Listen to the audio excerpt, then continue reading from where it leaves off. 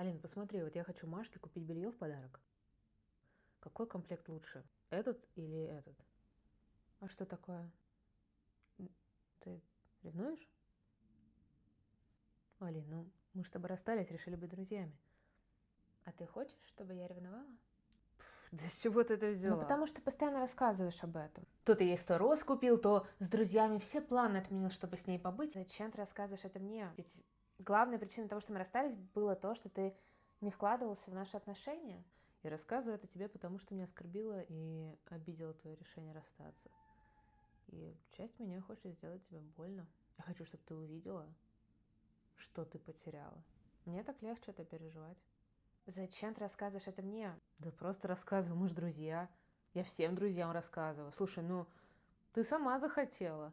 Не надо было предлагать, если что, у тебя там чувства ко мне не остыли или что, я не знаю. Так какой комплект?